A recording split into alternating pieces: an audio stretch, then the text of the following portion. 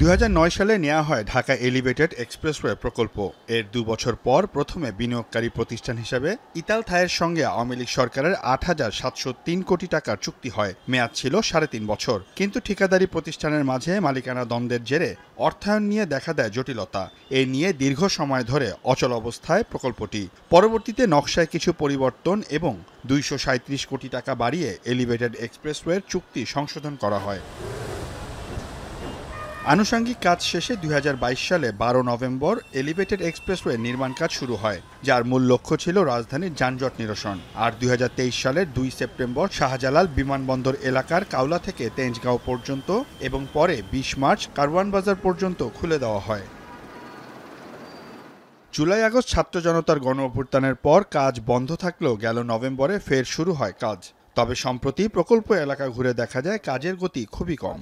পূর্বে তৈরি করা পিলারগুলোর শেষ দিকের কাজেই ব্যস্ত শ্রমিকেরা বলছেন, আগে এই প্রকল্পে কাজ করতেন কয়েক হাজার শ্রমিক, তবে উপরের নির্দেশে বর্তমানে কাজ করছে মাত্র ২০০ থেকে ৩০০ জন। ওই কোম্পানি ২ দিন খোলে আবার ৬ মাস বন্ধ থাকে। নভেম্বরের শেষ দিকে না কাজ শুরু হয়েছিল? ৩ মাস আমরা গত রোজার ঈদের আগে বন্ধ দিছে, ৮ মাস পরে আইলাম আর এই যে 2 মাস কাম করতে আছে, অন্ত লোকই নেই, ২০-২৫ জন আছে। আগে তো অনেক ছিল, আগে আসছিল ৬-৭ হাজার লোক আসছিল আগে।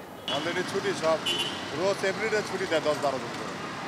কেন কি একটা ঝামেলা বলে, এটা তো ঝামেলাও আছে, আবার সরকার না বসলে কাজ করতে পারতেছে না। বেতন ভাতা বাজেট না, এটি ঠিক আছে, এটির কোনো প্রবলেম নেই। এছাড়াও বাজেট স্বল্পতার কারণেও প্রতিনিয়তই কাজ ধীর গতিতে হচ্ছে বলেও জানান শ্রমিকরা। প্রতি বছর একটা বাজেট পাস হয়, তারপর আমাদের কাজটা সমন্বয় করা হয়। যতটুকু বাজেট পাস হয় তার ওই অনুযায়ী কাজ শুরু হয়। আসলে একটু ইনশাল্লাহ কাজটা রানিং ছিল, কিন্তু ইদানিং এখন একটু কম, লোক কমাই দিচ্ছে। এর কি অবস্থা, কাজের কি অবস্থা? কাজের এই তো অল্প লোক দিয়ে চলতেছে ধীর গতিতে। যোগাযোগ বিশেষজ্ঞরা বলছেন, অন্তর্বর্তীকালীন সরকার দক্ষতার পরিচয় না দিলে এলিভেটেড এক্সপ্রেসওয়েতে যেমন বাড়বে দেনা, ঠিক তেমনি বাড়বে দায়ও। এছাড়াও এই মেগা প্রকল্পের সাথে জড়িত আছে আরও ২টি এলিভেটেড এক্সপ্রেসওয়ে, যা শুরু হবে চিটাগাং হাইওয়ে থেকে আর শেষ হবে ঢাকা ইপিজেডে। 2টা বড় প্রজেক্ট, মানে ঢাকা এলিভেটেড এক্সপ্রেসওয়ে ফেল হওয়া মানে Dhaka Ashulia elevated expressway fail হওয়া, এবং এত বড় বিনিয়োগ করে এটার ইউটিলিটি পাওয়া যাবে না। এখানে কিন্তু সরকারকে অত্যন্ত দক্ষতার সাথে বিনিয়োগকারীদের সাথে বসতে হবে, এবং সেটার জন্য যদি আমরা না করি তাহলে এটার দায় দেনা কিন্তু যেই পরিমাণ হবে, তো দায় দিব দেনা দিব কিন্তু উপযোগিতা পাবো না, তাহলে আমছালা সবই গেল। ২০২৬ সালে কাজ শেষ হওয়ার কথা, তবে মন্ত্রণালয় বলছে আরও ১ বছর সময় বাড়ানো হয়েছে, তবে বাড়েনি খরচ। আর দ্রুত সময়ের মধ্যেই কাজের অগ্রগতি চোখে পড়বে বলেও আশ্বাস সেতু মন্ত্রণালয়ের। 1 বছর কিন্তু আমরা বাড়িয়েছি, কিন্তু ব্যয় বৃদ্ধি রেখে। আপনার জন্য যে আমাদের ব্যয় বাড়বে না, শুধু টাইমটা আমরা এক্সটেনশন করেছি বিদ্যমান অবস্থা বিবেচনা করে। যেহেতু মাঝখানে আপনিই বললেন যে অনিবার্য কারণবশত কিন্তু আমাদের এটা বন্ধ ছিল, এখন কিন্তু গতি আসছে, এবং যেহেতু আমরা গতকালই অনুমোদনটা পেয়েছি, আমাদের মাননীয় উপদেষ্টা অনুমোদন করেছেন, এখন দৃশ্যমান অগ্রগতি দৃশ্যমান হবে বলে আমি আশা করছি।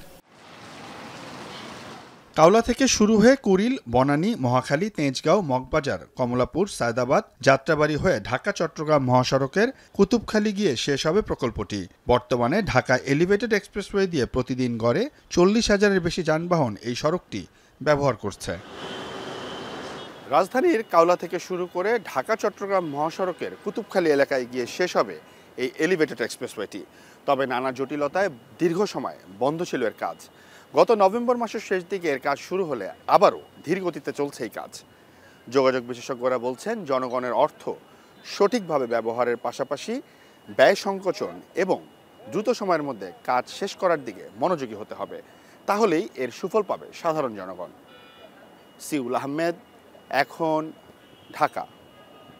সানবিট সব দিবে সামাল। সানবিট ম্যাজিক প্রেস ডিশওয়াশিং এর মাথা ঘোরানো সলিউশন।